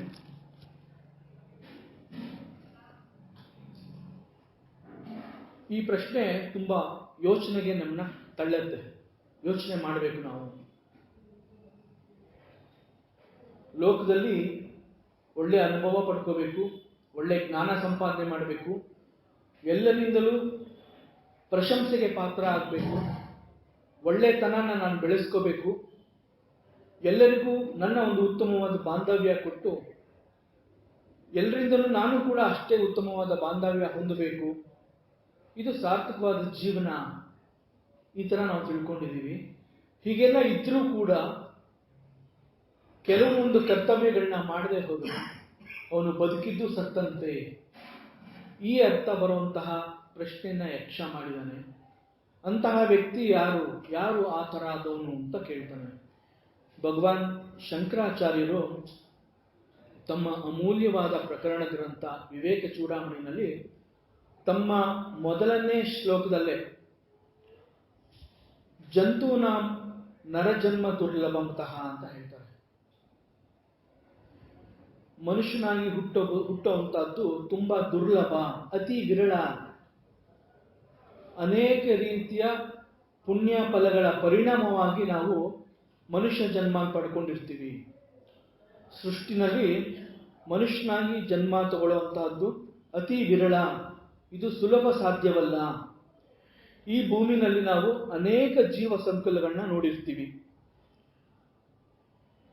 ಅಂತಹ ಅನೇಕ ಜೀವ ಸಂಕುಲನಗಳಲ್ಲಿ ಈ ಮಾನವ ಜನ್ಮ ಅನ್ನೋದು ತುಂಬಾ ಶ್ರೇಷ್ಠ, ತುಂಬಾ ದೊಡ್ಡದು. ಈ ಮಾನವ ಜನ್ಮ ಒಂದರಲ್ಲೇ ಆ ಜೀವಿಗೆ ತಾನು ಏನನ್ನಾದರೂ ಪಡ್ಕೋಬಹುದು, ತಾನು ಏನನ್ನಾದರೂ ಸಾಧಿಸಬಹುದು, ತಾನು ಯಾವ ಎತ್ತರಕ್ಕಾದರೂ ಬೆಳಿಬಹುದು ಅನ್ನೋದು ಕೇವಲ ಮನುಷ್ಯ ಜನ್ಮದಲ್ಲಿ ಮಾತ್ರ. ಹೇಳ್ತಾರೆ, ಒಂದು ಪ್ರಾಣಿ, ಒಂದು ನಾಯಿನೋ ಬೆಕ್ಕು ಹಸುನೋ, ಅದು ಆ ಜನ್ಮದಲ್ಲೇ ಹುಟ್ಟುತ್ತೆ. ತನ್ನ ಹುಟ್ಟನ್ನ ನಾಯಿಯಾಗೆ ತಗೊಳುತ್ತೆ, ನಾಯಿಯಾಗೆ ಅದು ಸಾಯುತ್ತೆ. ಒಂದು ಹಸು ಹಸುವಾಗಿ ಹುಟ್ಟುತ್ತೆ, ಕೊನೆಯಲ್ಲಿ ಹಸುವಾಗೆ ಸಾಯುತ್ತೆ. ಒಂದು ಹುಲಿ ಸಿಂಹಗಳು ಅದೇ ತರ ಹುಲಿಯಾಗಿ ಹುಟ್ಟುತ್ತೆ, ಕೊನೆಗಾಲದಲ್ಲಿ ಹುಲಿಯಾಗೆ ಸಾಯುತ್ತೆ. ಆದರೆ ಮನುಷ್ಯ ಮಾತ್ರ ಮನುಷ್ಯನಾಗಿ ಹುಟ್ಟು ದೈವತ್ವಕ್ಕೆ ಏರಬಹುದು ಅಂತ ಹೇಳ್ತಾರೆ. ಈ ಅವಕಾಶ ಮನುಷ್ಯನಿಗೆ ಬಿಟ್ಟು ಬೇರೆ ಇನ್ಯಾವ ಜೀವ ಸಂಕುಲನಕ್ಕೂ ಇಲ್ಲ. ಕೇವಲ ಮನುಷ್ಯನಿಗೆ ಮಾತ್ರ ಇಂತಹ ಒಂದು ಅವಕಾಶ. ಯಾಕೆ ಈ ಅವಕಾಶ ಮನುಷ್ಯನಿಗೆ ಮಾತ್ರ ಸಿಕ್ಕಿದೆ, ಬೇರೆ ಜೀವ ಸಂಕುಲನಗಳಿಗೆ ಇದು ಯಾಕಿಲ್ಲ? ಅದಕ್ಕೆ ಶಂಕರಾಚಾರ್ಯರು ಹೇಳ್ತಾರೆ, ಮನುಷ್ಯನಾಗಿ ಹುಟ್ಟೋದು ಸುಲಭ ಸಾಧ್ಯ ಅಲ್ಲ, ದುರ್ಲಭಮತಃ. ಜಂತೂನಾಂ ನರಜನ್ಮ ದುರ್ಲಭಮತಃ. ಜಂತು ಅಂತಂದ್ರೆ ಹುಟ್ಟೋ ಅಂತಹದ್ದು. ಅನೇಕ ಜೀವ ಸಂಕಲನಗಳು ಹುಟ್ಟಕ್ಕೆ, ಅದರಲ್ಲಿ ನರಜನ್ಮ ಅನ್ನೋದು ಅತಿ ಶ್ರೇಷ್ಠ. ಆ ಶ್ರೇಷ್ಠವಾದ ನರಜನ್ಮ ನಾನಿವತ್ತು ತಗೊಂಡಿದ್ದೀನಿ ಅಂತಂದ್ರೆ ಅನೇಕ ಪುಣ್ಯಗಳ ಕೆಲಸ ನಾನು ಮಾಡಿರೋದ್ರಿಂದ ನನಗೆ ಮನುಷ್ಯನ ಜನ್ಮ ಸಿಕ್ಕಿದೆ. ಅದನ್ನ ಅರ್ಥ ಮಾಡ್ಕೋಬೇಕು ಫಸ್ಟ್. ಸೊ ನಾನು ಮನುಷ್ಯನಾಗಿ ಹುಟ್ಟಿದ್ದೀನಿ ಅಂತಂದ್ರೆ ನಾನು ಹಿಂದೆ ಯಾವುದೋ ಪುಣ್ಯ ಫಲಗಳ ಪರಿಣಾಮ ಇವತ್ತು ನನಗೆ ಮನುಷ್ಯ ಜನ್ಮ ಸಿಕ್ಕಿದೆ. ಕೇವಲ ಮನುಷ್ಯ ಜನ್ಮ ಸಿಕ್ಕಿಲ್ಲ, ಮನುಷ್ಯ ಜನ್ಮ ಸಿಕ್ಕಿ ಇಂತಹ ಒಂದು ಆಶ್ರಯ ಸಿಕ್ಕಿದೆ. 70 ವರ್ಷದಿಂದ ನಿರಂತರವಾಗಿ ಈ ಯಜ್ಞಶಾಲೆನಲ್ಲಿ ಪ್ರವಚನ ನಡೀತಾ ಇದೆ. ಅಲ್ಲಿಗೆ ನಮ್ಮನ್ನ ಕರೆಸ್ಕೋತಾ ಇದೆ ಅಂತಂದ್ರೆ ನಮ್ಮ ಜನ್ಮ ಎಷ್ಟು ಪುಣ್ಯ ಮಾಡಿರ್ಬಹುದು. ಹೀಗೆ ಮನುಷ್ಯನಾಗಿ ಹುಟ್ಟೋದು ತುಂಬಾ ಅತಿ ವಿರಳ. ಅಂತಹ ಮನುಷ್ಯನಾಗಿ ಹುಟ್ಟಿದ ಮೇಲೆ ಏನೆಲ್ಲ ಸಾಧನೆ ಮಾಡಬಹುದು, ದೈವತ್ವಕ್ಕೆ ನಾವು ತಲುಪಬಹುದು. ಮಾನವ ಜನ್ಮ ಒಂದರಲ್ಲಿ ಮಾತ್ರ ಈ ರೀತಿ ಏನನ್ನು ಬೇಕಾದರೂ ಸಾಧನೆ ಮಾಡಬಹುದು. ಬೇರೆ ಜೀವ ಸಂಕುಲನಗಳಿಗೆ ಈ ಅವಕಾಶ ಇಲ್ಲ. ಇಂತಹ ಒಂದು ಅವಕಾಶನ ಉಪಯೋಗಿಸಿಕೊಂಡು ಬಹು ಸುಂದರವಾಗಿ ಮತ್ತು ಸಂಪೂರ್ಣ ಬದುಕನ್ನ ಅನುಭವಿಸಬೇಕು. ಇದು ವೇದಾಂತದ ಅಪೇಕ್ಷೆ ಕೂಡ. ವೇದಾಂತ ಏನ್ ಹೇಳ್ತಾ ಇದೆ ಅಂತಂದ್ರೆ, ಪ್ರಪಂಚನ ಬಿಟ್ಬಿಡು, ಸನ್ಯಾಸಿ ಆಗು ಅಂತ ಹೇಳ್ತಿಲ್ಲ. ಪ್ರಪಂಚದಲ್ಲಿ ಇದ್ದು ಎಲ್ಲ ಅನುಭವಗಳು ತಗೋಬೇಕು ನೀನು. ಕಷ್ಟ ಸುಖ, ಜ್ಞಾನ ಅಜ್ಞಾನ ಎಲ್ಲ ಪರಿಚಯ ನಿನಗಾಗಬೇಕು. ಜನನ ಮರಣ, ಹುಟ್ಟು ಸಾವು, ನೋವು ನಲಿವು ಅದೆಲ್ಲ ಗೊತ್ತಾದ್ರೆ, ನೋವು ಗೊತ್ತಾದ್ರೆ ನಲಿವಿನ ನಾವು ಆನಂದಿಸಬಹುದು. ಖಾರ ಪದಾರ್ಥ ಅಥವಾ ಕಹಿ ಪದಾರ್ಥದ ಅನುಭವ ನಮಗಿದ್ರೆ ಸಿಹಿ ಅಥವಾ ರುಚಿಯಾದ ಪದಾರ್ಥ ಏನು ಅನ್ನೋದು ನಮಗೆ ಗೊತ್ತಾಗುತ್ತೆ. ಕಷ್ಟ ಏನು ಅನ್ನೋದು ನಮ್ಮ ಅನುಭವಕ್ಕೆ ಬಂದ ಮೇಲೆ ಸುಖದ ಪರಿಚಯ ನಮಗೆ ಚೆನ್ನಾಗಾಗುತ್ತೆ. ಹಾಗಾಗಿ ವೇದಾಂತ ಅಪೇಕ್ಷೆ ಮಾಡ್ತಾ ಇರೋದು, ಪ್ರಪಂಚಕ್ಕೆ ಬಂದ ಮೇಲೆ ಎಲ್ಲ ಅನುಭವಗಳನ್ನ ತಗೋ, ನೀನು ಎಲ್ಲವನ್ನು ಅನುಭವಿಸು, ಸಂಪೂರ್ಣವಾದ ಬದುಕನ್ನ ಅನುಭವಿಸಿ ನೀನು ಅಂತ ವೇದಾಂತದ ಅಪೇಕ್ಷೆ ಕೂಡ ಇದೇ ಆಗಿದೆ. ಯಕ್ಷನ ಪ್ರಶ್ನೆ ಕೂಡ ಅಂತಹ ಬದುಕನ್ನ ಅನುಭವಿಸ್ಬೇಕು.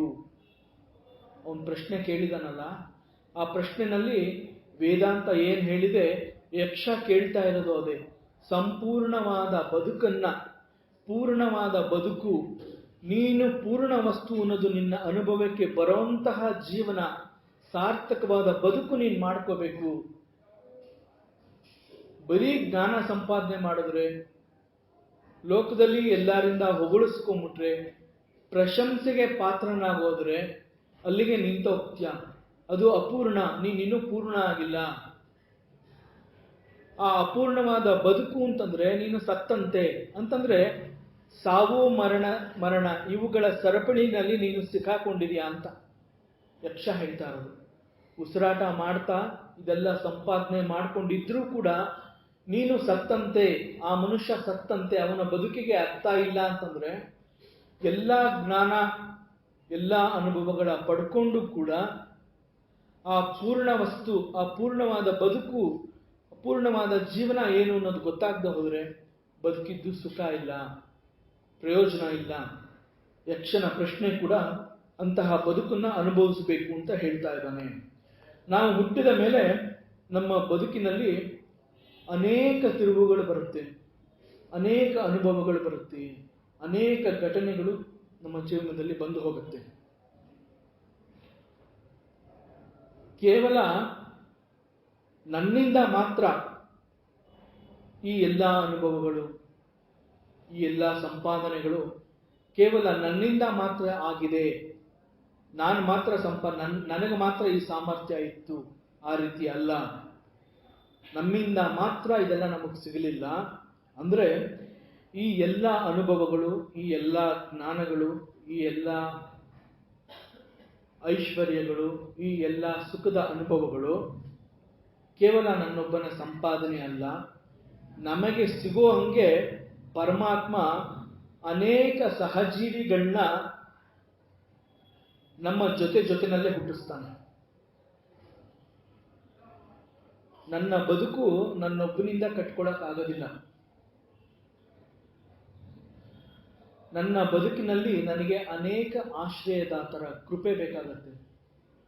ಅವರೆಲ್ಲ ಪರಮಾತ್ಮ ಸ್ವರೂಪಿಗಳಾಗಿ ನನ್ನ ಜೊತೆನೇ ಇರ್ತಾರೆ. ಹಾಗಾಗಿ ನಾನು ಪಡ್ಕೊಂಡಿರೋದೆಲ್ಲ ಕೇವಲ ನನ್ನೊಬ್ಬನ ಸಂಪಾದನೆ ಅಲ್ಲ, ಎಲ್ಲರಿಂದ ನನಗೆ ಸಿಕ್ಕಿದೆ. ಇದೆಲ್ಲ ನಮಗೆ ಸಿಗೋ ಹಾಗೆ ಪರಮಾತ್ಮ ಅನೇಕ ಸಹಜೀವಿಗಳ ಮುಖಾಂತರ ನಮಗೆ ಇವುಗಳ ಪರಿಚಯ ಮಾಡಿಸಿರ್ತಾನೆ. ನಾವು ಈ ಭೂಮಿಗೆ ಬರುವುದಕ್ಕೆ ಮುಂಚೆ, ನಾವು ಹುಟ್ಟುವ ಮೊದಲೇ ಅನೇಕರು ಹುಟ್ಟಿರ್ತಾರೆ, ನಮ್ಮ ಜೊತೆನಲ್ಲೇ ಅನೇಕರು ಹುಟ್ಟಿರ್ತಾರೆ, ನಮ್ಮ ನಂತರವೂ ಅನೇಕರು ಹುಟ್ಟುತ್ತಾ ಇರ್ತಾರೆ. ಮುಂಚೆ ಬಂದವರಿಂದ ನಾವು ಅನೇಕ ಉಪಯೋಗಗಳನ್ನ ಪಡ್ಕೊಂಡಿರ್ತೀವಿ. ನಮ್ಮ ಹಿಂದೆ ಮಾಡಿ ಬಿಟ್ಟು ಹೋಗಿದ್ದಾರೆ, ಅದನ್ನು ನಾವು ಇವತ್ತು ಉಪಯೋಗಿಸ್ತಾ ಇದ್ದೀವಿ. ನಮ್ಮ ಹಿರಿಯರಿಂದ, ಅನುಭವಿಗಳಿಂದ, ಗುರು ಹಿರಿಯರಿಂದ ಜ್ಞಾನ ಸಂಪಾದನೆ ಮಾಡ್ಕೊಂಡಿರ್ತೀವಿ, ಅವರಿಂದ ಒಂದು ಒಳ್ಳೆಯ ಶಿಕ್ಷಣ ಸಿಕ್ಕಿರುತ್ತೆ. ನಮ್ಮ ಸಮಕಾಲೀನರಾಗಿ, ಸ್ನೇಹಿತರಂತೆ, ಸಹಪಾಠಿಗಳಾಗಿ ನಮ್ಮ ಜೊತೆಯಲ್ಲೇ ಬೆಳೀತಾ ಬೆಳೀತಾ ಅನೇಕ ಪಾಠಗಳನ್ನ ನಮಗೆ ಹೇಳ್ಕೊಟ್ಟಿರ್ತಾರೆ, ಅನೇಕ ರೀತಿಯ ಅನುಭವಗಳನ್ನ ನಮಗೆ ಕೊಟ್ಟಿರ್ತಾರೆ. ಅವರಿಂದ ನಾವು ಅನೇಕ ಪಡ್ಕೊಂಡಿರ್ತೀವಿ. ಮತ್ತೆ ನಮಗಿಂತ ಕಿರಿಯರು, ನಾವು ಆದಮೇಲೆ ಹುಟ್ಟಿದವರಂತಹ ಎಷ್ಟೋ ವಿಚಾರಗಳನ್ನ ನಾವು ಮಕ್ಕಳನ್ನ ನೋಡಿ ಕಲಿತೀವಿ. ಮಕ್ಕಳಿಂದ ಕಲಿಯುವಂತಹದ್ದು ಅನೇಕ ಇರುತ್ತೆ. ಹಾಗಾಗಿ ನಮಗಿಂತ ಮುಂಚೆ ಹುಟ್ಟಿದವರಿಂದ, ನಮ್ಮ ಸಮಕಾಲೀನರಾಗಿ ಹುಟ್ಟಿದವರಿಂದ, ನಮ್ಮ ನಂತರ ಹುಟ್ಟಿದವರು ಎಲ್ಲರಿಂದನೂ ಕೂಡ ನಾವು ಪಡ್ಕೋತಾ ಇರ್ತೀವಿ. ಹೆಚ್ಚು ಕಡಿಮೆ ನನ್ನದು ಯಶಸ್ವಿ ಜೀವನ, ನನ್ನ ಬದುಕಿನಲ್ಲಿ ನಾನು ಯಶಸ್ಸನ್ನ ಪಡೆದಿದ್ದೀನಿ ಅಂತಂದ್ರೆ ನಾನು ಎಲ್ಲರಿಂದ ಪಡ್ಕೊಂಡಿರೋದೇ ಜಾಸ್ತಿ. ಎಲ್ಲರಿಂದ ನಾನು ಜಾಸ್ತಿ ಪಡ್ಕೊಂಡಿದ್ದೀನಿ. ಅದು ಗುರು ಇರ್ಬೋದು, ಸ್ನೇಹಿತ ಇರ್ಬೋದು, ಬಂಧು ಬಾಂಧವರು ಇರ್ಬೋದು, ನೆರೆಹೊರೆಯರು ಇರಬಹುದು. ಕೆಲವು ಸಲ ಬಂದು ಹೋಗಿ ಕೊಟ್ಬಿಟ್ಟು ಹೊರಟೋಗಿರ್ತಾರೆ, ಮತ್ತೆ ನಮಗೆ ಜೀವನದಲ್ಲಿ ಅವ್ರು ಸಿಗದೇ ಇಲ್ಲ. ಅಂತಹ ಅನುಭವಗಳು ಕೂಡ ಆಗಿರುತ್ತೆ. ಒಟ್ಟಿನಲ್ಲಿ ಅನೇಕರ ಸಂಪರ್ಕ ಮತ್ತು ಸಹಕಾರ, ಇವುಗಳ ಫಲದಿಂದ ನಾವು ಅಭ್ಯುದಯ ಅಥವಾ ಏಳಿಗೆಯನ್ನ ನೋಡಿರ್ತೀವಿ. ಇಲ್ಲಿಯವರೆಗೆ ನಾವು ನೋಡಿದ ಮೊದಲ 6 ಪ್ರಶ್ನೆಗಳು ಮತ್ತು ಉತ್ತರಗಳು ಎಲ್ಲವೂ ಬ್ರಹ್ಮಜ್ಞಾನ ಅಥವಾ ಆತ್ಮಜ್ಞಾನ ಅದನ್ನು ಪಡ್ಕೋಬೇಕು ಅನ್ನೋ ಅಪೇಕ್ಷೆ ರೀತಿನಲ್ಲಿ ಇತ್ತು. ಈಗಿನ ಯಕ್ಷ ಪ್ರಶ್ನೆಯನ್ನ ನೋಡಿದ್ರೆ ಒಬ್ಬ ವ್ಯಕ್ತಿ ಹೆಚ್ಚಾಗಿ ಅಲ್ಲದೆ ಹೋದ್ರು ಒಂದು ಸ್ವಲ್ಪ ಕೂಡ ವೇದಾಂತನ ತಿಳ್ಕೊಳ್ಳೋ ಒಂದು ಪ್ರಯತ್ನ ಅವನು ಪಡಬೇಕು. ಯಾಕೆಂತಂದ್ರೆ ಈ ಪ್ರಶ್ನೆ ಮತ್ತು ಉತ್ತರ ಒಬ್ಬ ಮನುಷ್ಯನನ್ನ ಚುಚ್ಚಿ ಎಚ್ಚರಿಸುತ್ತೆ.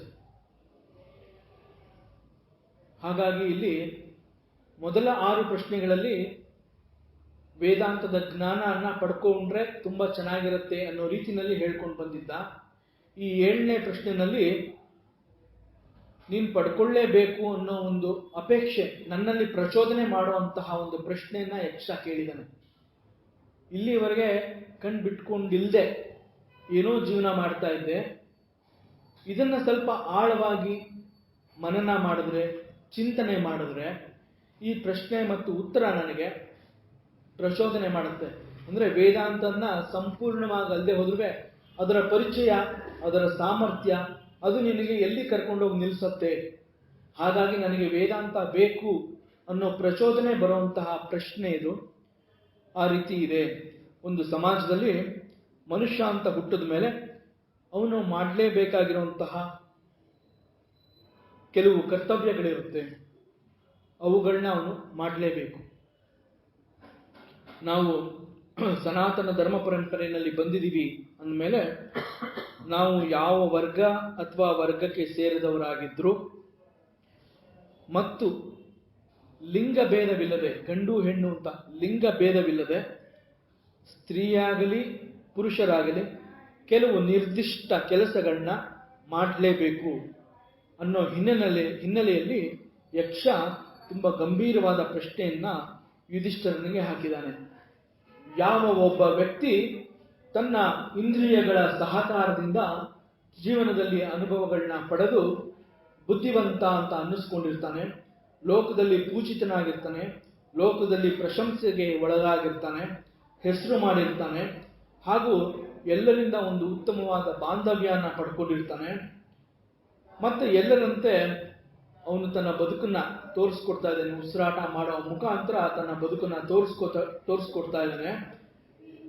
ಅಷ್ಟೆಲ್ಲ ಮಾಡಿದ್ರೂ ಕೂಡ ವೇದಾಂತದ ದೃಷ್ಟಿಯಲ್ಲಿ ಅವನು ಬದುಕಿದ್ರೂ ಕೂಡ ಸತ್ತಂತೆ, ಅವನ ಬದುಕಿಗೆ ಅರ್ಥ ಇಲ್ಲ, ಜೀವ ಇದ್ರೂ ಕೂಡ ಅವನು ಶವದಂತೆ. ಅಂತಹವನು ಯಾರು ಅನ್ನೋ ಪ್ರಶ್ನೆಯನ್ನ ಯಕ್ಷ ಕೇಳಿದಾನೆ. ಇಂದ್ರಿಯಾರ್ಥಾನ್ ಅನುಭವನ್ ಬುದ್ಧಿಮಾನ್ ಲೋಕಪೂಜಿತಃ ಸಮ್ಮತಃ ಸರ್ವಭೂತಾನಾಂ ಉಚ್ವಸನ್ ಕೋನ ಜೀವತಿ. ಯಾರು ಅಂತಹವನು? ದಕ್ಷಿಣಾಮೂರ್ತಿಯ 4ನೇ ಶ್ಲೋಕದಲ್ಲಿ ಈ ತರ ಹೇಳುತ್ತೆ, ಶಂಕರಾಚಾರ್ಯರದು ಅದು ಕೂಡ ಕೃತಿ.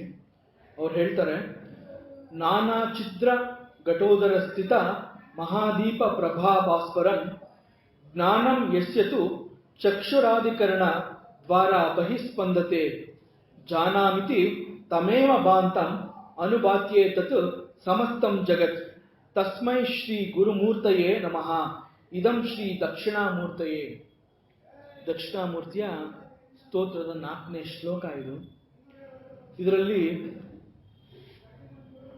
ಜ್ಞಾನ ಹೇಗೆ ನಮಗೆ ಸಂಪನ್ನ ಆಗುತ್ತೆ ಅಂತ ತೋರಿಸ್ಕೊಟ್ಟಿದೆ ಈ ಶ್ಲೋಕ. ಜ್ಞಾನ ಅನ್ನೋದು ಈಶ್ವರನ ಅನುಗ್ರಹದಿಂದ ಉಂಟಾಗುತ್ತೆ. ಅದಕ್ಕೆ ಈಶ್ವರನ ಮನೋಭಿಮಾನಿ ದೇವತೆ ಅಂತ ಹೇಳ್ತಾರೆ. ಈಶ್ವರನ ಅನುಗ್ರಹದಿಂದ ಉಂಟಾಗುವಂತಹ ಈ ಜ್ಞಾನ, ಆ ಜ್ಞಾನ ನಾವು ಪಡ್ಕೊಳ್ಳೋದಕ್ಕೆ ನಮ್ಮ ಪ್ರಯತ್ನ ಕೂಡ ಇರಬೇಕು.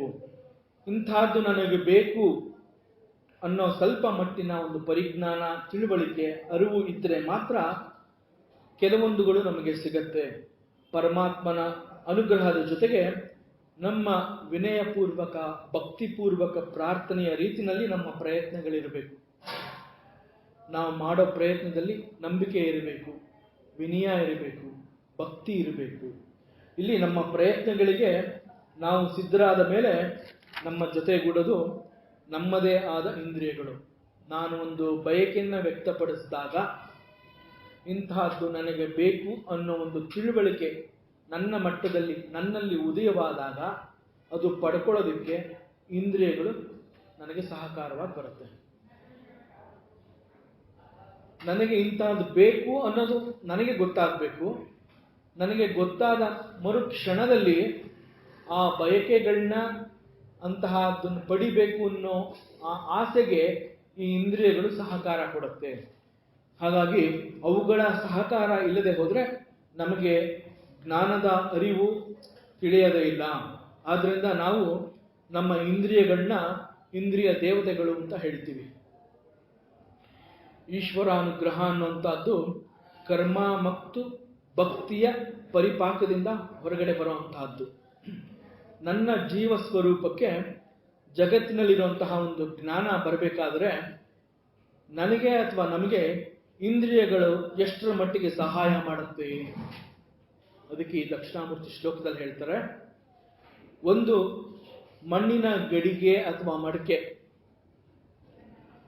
ಆ ಮಣ್ಣಿನ ಗಡಿಗೆ ಅಥವಾ ಮಡಿಕೆಗೆ ಅನೇಕ ರಂಧ್ರಗಳನ್ನ ಮಾಡಿರ್ತೀವಿ.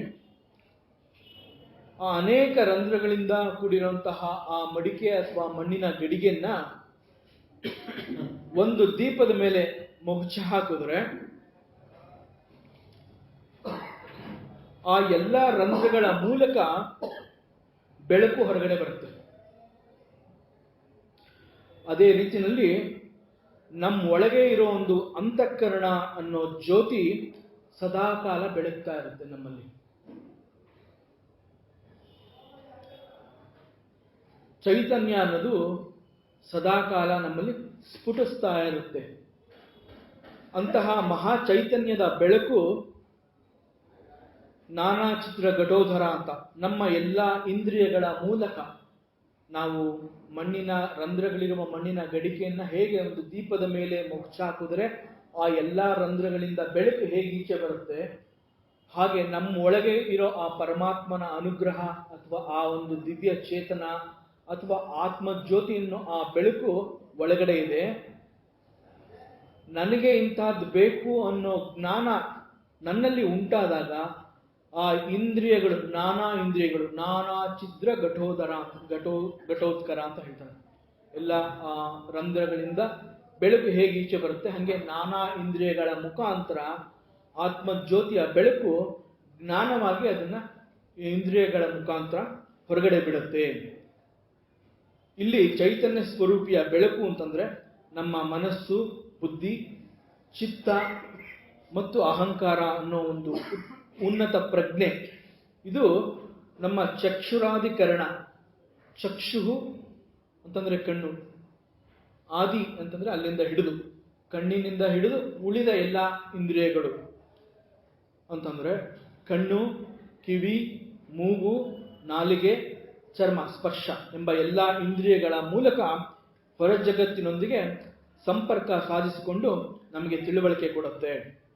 ಹೇಗೆ ಒಂದು ಕಾಲುವೆಯಲ್ಲಿ ನೀರು ಹರಿತಾ ಇರುತ್ತೆ, ಕಾಲುವೆಯಲ್ಲಿ ಹರಿತಾ ಇರೋ ನೀರು ಒಂದು ಗದ್ದೆಗೆ ನುಗ್ಗಿದಾಗ, ಕಾಲುವೆಯ ನೀರು ಒಂದು ಗದ್ದೆಗೆ ನುಗ್ಗಿದಾಗ ಇಡೀ ಗದ್ದೆ ನೀರು ತುಂಬಿಕೊಂಡಿರುತ್ತೆ. ಅದೇ ಕಾಲುವೆಯ ನೀರು ಒಂದು ಸಣ್ಣ ಗಿಡ ಅಥವಾ ಮರದ ಪಾತಿ ಅಲ್ಲಿಗೆ ಹೋದರೆ ಆ ನೀರು ಒಂದು ಸಣ್ಣ ಪಾತಿ ಅಥವಾ ಗಿಡದ ಪಾತಿ ತರ ಕಾಣುತ್ತೆ, ಆಕಾರನ ಹೊಂದುತ್ತೆ. ಅದೇ ತರ ಹರಿಯುವ ನೀರು ನಿಂತಾಗ ಮತ್ತೆ ಅದು ಕಾಲುವೆ ಆಗುತ್ತೆ. ಸೊ ಇಲ್ಲಿ ಚೈತನ್ಯ ಅನ್ನೋದನ್ನ ನಾವು ಹೇಗೆ ಉಪಯೋಗಿಸ್ಕೋಬೇಕು, ಅತಿ ಹೆಚ್ಚು ಜ್ಞಾನವನ್ನು ಪಡಿಬಹುದು. ನಾವು ನನಗೆ ಇಂಥದ್ದು ಬೇಕು ಅನ್ನೋ ಒಂದು ಅಪೇಕ್ಷೆನೇ ನಾನು ತೋರಿಸ್ಕೊಳ್ಳದೆ ಹೋದ್ರೆ, ಕಾಲುವೆಯ ನೀರು ಕಾಲುವೆನಲ್ಲಿ ಹೇಗಿರುತ್ತೆ ಹಾಗೆ ನಮ್ಮೊಳಗಡೆ ಇರೋ ಪರಮಾತ್ಮ ಅಲ್ಲೇ ಇರ್ತಾನೆ. ಆ ಆತ್ಮ ಜ್ಯೋತಿಯ ಬೆಳಕು ನಮ್ಮಿಂದ ಈಚೆ ಬರೋದಿಲ್ಲ. ಹಾಗಾಗಿ ನಮಗೆ ಇಂಥದ್ದು ಬೇಕು ಅನ್ನೋ ಜ್ಞಾನ ಅಥವಾ ತಿಳುವಳಿಕೆಯ ಮಟ್ಟನ್ನ ನಾವು ಕಂಡುಕೊಂಡು ಇಂಥದ್ದು ಬೇಕು ಅನ್ನೋ ಒಂದು ಅಪೇಕ್ಷೆ ನಾವು ವ್ಯಕ್ತಪಡಿಸಿದಾಗ ನಮ್ಮೊಳಗೆ ಇರುವ ಆ ಆತ್ಮ ಜ್ಯೋತಿ ನಮ್ಮದೇ ಇಂದ್ರಿಯಗಳ ಮುಖಾಂತರ ಜ್ಞಾನ ನಮಗೆ ಸಿಗೋ ಹಾಗೆ ಮಾಡ್ತಾನೆ.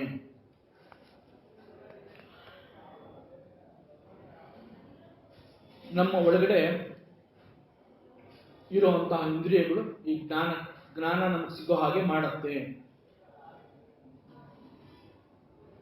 ಬೆಳಕು ಹೊರ ಜಗತ್ತಿಗೆ ಬಂದು ಅದು ಕೂಡ ಇಂದ್ರಿಯಗಳಿಗೆ ತಕ್ಕಂತೆ ಅಂತಂದ್ರೆ, ಕಣ್ಣು ಅಂತ ನಾವೇನು ಒಂದು ಇಂದ್ರಿಯ ಹೇಳ್ತೀವಿ, ಆ ಕಣ್ಣಿನಿಂದ ನೋಟ, ಕಿವಿಯಿಂದ ಶಬ್ದ, ಮೂಗಿನಿಂದ ವಾಸನೆ, ನಾಲಿಗೆಯಿಂದ ರುಚಿ ಹಾಗೂ ಚರ್ಮದಿಂದ ಸ್ಪರ್ಶ, ಇವುಗಳ ಅನುಭವದಿಂದ ಜ್ಞಾನನ್ನ ಸಂಪಾದನೆ ಮಾಡಿ ಚಿತ್ತಕ್ಕೆ ಅದನ್ನ ರವಾನಿಸುತ್ತೆ.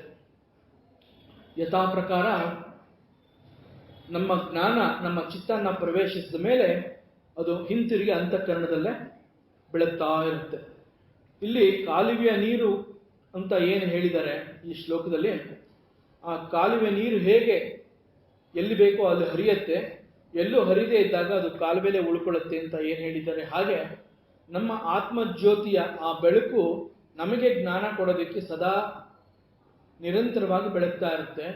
ನಮ್ಮಲ್ಲಿ ಇಂತಹದ್ದು ಬೇಕು ಅನ್ನೋ ಒಂದು ಅಪೇಕ್ಷೆನ ನಾವು ಇಚ್ಛೆ ಪಟ್ಟಾಗ ನಮ್ಮ ಇಂದ್ರಿಯಗಳು ಅದಕ್ಕೆ ಸಹಕಾರ ಕೊಟ್ಟು ಈ ಇಂದ್ರಿಯಗಳು ಆ ಬೆಳಕಿನ ಮುಖಾಂತರ ಹೊರ ಜಗತ್ತಿನಲ್ಲಿ ಒಂದು ಸಂಪರ್ಕನ ಸಾಧಿಸಿಕೊಂಡು ನಮಗೆ ಜ್ಞಾನ ಪ್ರವೇಶ ಮಾಡೋ ಹಾಗೆ ಮಾಡುತ್ತೆ. ಅದರಂತೆ ಮನಃಪ್ರವಾಹವು ಎಲ್ಲ ಕಡೆ ಹರಿದು ತನಗೆ ಬೇಕಾದ ಜ್ಞಾನವನ್ನು ಸಂಪಾದನೆ ಮಾಡಿಕೊಂಡು ತಿರುಗಿ ಮತ್ತೊಮ್ಮೆ ಅವಕಾಶಕ್ಕಾಗಿ ಹಾತೊರೆಯುತ್ತಿರುತ್ತದೆ. ಅಂತಂದ್ರೆ ಕಲಿಯೋದಕ್ಕೆ ಕೊನೆ ಇಲ್ಲ ಅಂತ ಹೇಳ್ತೀವಲ್ಲ, ಅದರಿಂದ ಇದು ನಿರಂತರವಾಗಿ ನಡಿಬೇಕು. ಕಲಿಯುವಿಕೆ ಅನ್ನೋದು ನಿರಂತರವಾಗಿ ನಡೀತಾ ಇರಬೇಕು. ಇದನ್ನು ವೇದಾಂತದ ಭಾಷೆಯಲ್ಲಿ ಮನೋವೃತ್ತಿ ಅಂತ ಹೇಳ್ತಾರೆ. ಇದು ಮನಸ್ಸಿನ ಒಂದು ಕೆಲಸ, ಇದು ನಿರಂತರವಾಗಿ ನಡೆಯುತ್ತಲೇ ಇರಬೇಕು. ಹಾಗಾಗಿ ಇದು ಮನಸ್ಸಿನ ವರ್ತನೆ ಅಥವಾ ಚಟುವಟಿಕೆ ಅಂತ ಕೂಡ ಹೇಳ್ತಾರೆ. ಜಗತ್ತಿನ ವಿಚಾರಗಳು ಮತ್ತು ಅದರ ವಿಚಾರಗಳನ್ನ ನಾನು ತಿಳ್ಕೊತಾ ಇದ್ದೀನಿ ಅಂತ ಅಂದ್ರೆ ನನಗೆ ಅರಿವಾಗದು ನಿಜವಾದ ನಾನು ಅನ್ನೋದು ಕೇವಲ ಒಂದು ಶುದ್ಧವಾದ ಪ್ರಜ್ಞೆ ಅನ್ನೋ ಜ್ಞಾನ ಉಂಟಾಗುತ್ತೆ. ಜಗತ್ತು ನನಗೆ ಕಂಡಂತೆ ಮತ್ತೊಬ್ಬನಿಗೆ ದರ್ಶನ ಕೊಡೋದಿಲ್ಲ. ಏಕೆಂದ್ರೆ ನನಗೆ ನನ್ನದೇ ಜ್ಞಾನ ಇರುತ್ತೆ, ನನ್ನ ಮನಸ್ಸಿನ ವಿಕ್ಷೇಪ ಅದು. ಜಗತ್ತನ್ನ ನಾನು ಹೇಗೆ ನೋಡ್ತೀನಿ ಅದು ನನ್ನ ಮನಸ್ಸಿನ ವಿಕ್ಷೇಪ. ನನ್ನ ಮನಸ್ಸಿನಲ್ಲಿ ನನ್ನಲ್ಲಿ ಏನು ಶಕ್ತಿ ಇದೆ, ಪ್ರಪಂಚ ನನಗೆ ಆ ಥರ ಕಾಣುತ್ತೆ. ನನಗೆ ಕಂಡ ಪ್ರಪಂಚ ಮತ್ತೊಬ್ಬರಿಗೆ ಬೇರೆ ಬೇರೆ ರೀತಿಯಲ್ಲಿ ಕಾಣಬಹುದು. ಈ ಕಾರಣದಿಂದ ನಾವು ಇಂದು ಅನೇಕ ರೀತಿಯ ಜನಗಳನ್ನ ನೋಡ್ತಾ ಇದ್ದೀವಿ. ಹಾಗಾದರೆ ನಿಜವಾದ ಸತ್ಯ ಯಾವುದು ಅಂತ ತಿಳುವಳಿಕೆ ನಮ್ಮಲ್ಲಿ ಬರಬೇಕಾದ್ರೆ ಅದಕ್ಕೆ ಪರಮಾತ್ಮನ ಕೃಪೆ, ಈಶ್ವರನ ಕೃಪೆ ಬೇಕಿರುತ್ತೆ. ಅದನ್ನು ತಿಳಿಸಿಕೊಡುವ ಪರಮಾತ್ಮ ಗುರು ಸ್ವರೂಪಿಯಾದ ದಕ್ಷಿಣಾಮೂರ್ತಿಯೇ ನಿನಗೆ ನಮಸ್ಕಾರ ಅಂತ ಶಂಕರಾಚಾರ್ಯರು ಈ ಜ್ಞಾನ ಅನ್ನೋದು ಹೇಗೆ ನಮ್ಮೊಳಗೆ ಬರುತ್ತೆ, ನಮ್ಮೊಳಗೆ ಬಂದು ನಮ್ಮ ಚಿತ್ತದಲ್ಲಿ ಅದನ್ನ ತುಂಬಿಟ್ಟು ಪುನಃ ಆ ಆತ್ಮಜ್ಯೋತಿ ಮತ್ತೊಮ್ಮೆ ಜ್ಞಾನ ನಮಗೆ ಕೊಡೋದಕ್ಕೋಸ್ಕರ ಸದಾ ಅಲ್ಲಿ ಬೆಳಗ್ತಾ ಕಾಯ್ತಾ ಇರುತ್ತೆ. ಯಾವಾಗ ಮತ್ತೆ ನಾವು ನಮ್ಮ ಇಂದ್ರಿಯಗಳನ್ನ ಅಲ್ಲಿ ಕಳಿಸ್ತೀವಿ ಅನ್ನೋದಕ್ಕೆ ಈ ರೀತಿ ಇಂದ್ರಿಯಗಳ ಸಹಕಾರದಿಂದ ಜೀವನದಲ್ಲಿ ನಮಗೆ ಕೆಲವು ಅನುಭವಗಳಾಗತ್ತೆ. ಅನುಭವ ಅನ್ನೋದು ಒಂದು ರೀತಿಯ ತಿಳುವಳಿಕೆ, ಅರಿವು ಅನ್ನೋದು ಕೂಡ ನಮಗೆ ಗೊತ್ತಾಗಿದೆ ಅನ್ನುವಂತಹ ಒಂದು ಜ್ಞಾನ. ನನಗೆ ಅದು ಸರಿ ಇರಬಹುದು, ತಪ್ಪಿರಬಹುದು, ಆದರೆ ಗೊತ್ತಾಗಿದೆ ಅನ್ನೋದು ಒಂದು ಜ್ಞಾನ. ನನಗೆ ಏನೂ ಗೊತ್ತಾಗದೆ ಹೋದರೆ, ಅಥವಾ ನನಗೆ ಇಂಥದ್ದು ಬೇಕು ಅನ್ನೋದು ಕೂಡ ನನಗೆ ಗೊತ್ತಾಗದೆ ಹೋದರೆ ಅದು ನನಗೆ ಸಿಗದೇ ಇಲ್ಲ. ಹಾಗಾಗಿ ಸ್ವಲ್ಪ ಮಟ್ಟಿಗೆ ನಮ್ಮ ಪ್ರಯತ್ನ ಇರಬೇಕು. ನನಗೆ ಗೊತ್ತಿದೆ ಅಥವಾ ಗೊತ್ತಿಲ್ಲ ಅನ್ನೋ ಜ್ಞಾನ ನನಗೆ ಬೇಕಾಗುತ್ತೆ. ಅದಕ್ಕೆ ಪರಮಾತ್ಮ ಈಶ್ವರನ ಕೃಪೆ ಬೇಕು ಅಂತ ಈ ಶ್ಲೋಕದಲ್ಲಿ ಹೇಳಿದೆ. ಮುಂದೆ ಈ ಪ್ರಶ್ನೆಗೆ ಉತ್ತರನ ಮುಂದಿನ ವಾರ ನೋಡೋಣ.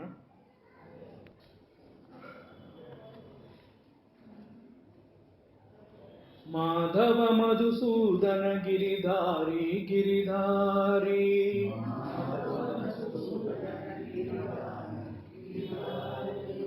ಮಾಧವ ಮಧುಸೂದನ ಗಿರಿಧಾರಿ ಗಿರಿಧಾರಿ,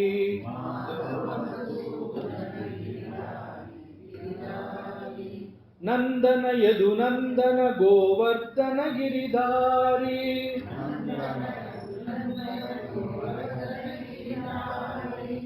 ನಂದನ ಯದು ನಂದನ ಗೋವರ್ಧನ ಗಿರಿಧಾರಿ,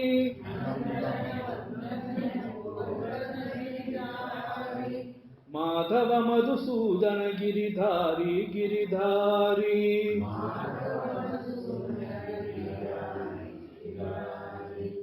ದೀನವತ್ಸಲ ಮುಕುಂದ ಮೋಹನ ಹರೇ,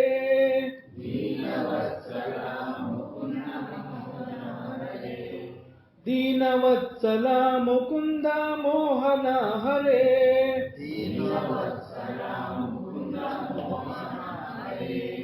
ಬಾಲಗೋಪಾಲ ಹರೇ ಪೀತಾಂಬರಧಾರಿ,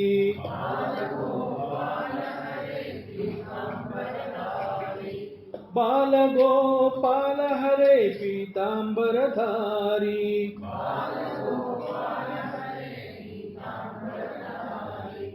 ಮಾಧವ ಮಧುಸೂದನ ಗಿರಿಧಾರಿ ಗಿರಿಧಾರಿ,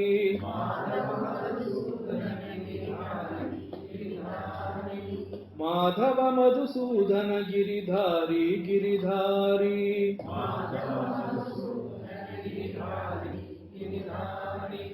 ಭಕ್ತವತ್ಸಲ ಪರಮ ಪಾವನ ಹರೇ,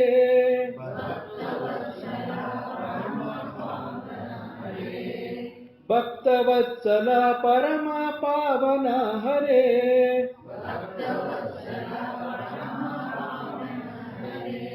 ನಂದ ಗೋಪಾಲ ಹರೇ ಗೋವರ್ಧನಧಾರಿ,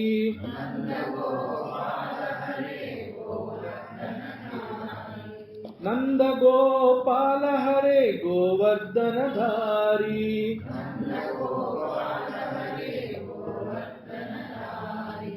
ಮಾಧವ ಮಧುಸೂದನ ಗಿರಿಧಾರಿ ಗಿರಿಧಾರಿ,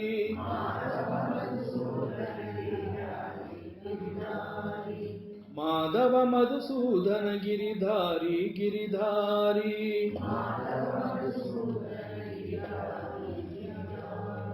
ಗಿರಿಧಾರಿ ಗಿರಿಧಾರಿ.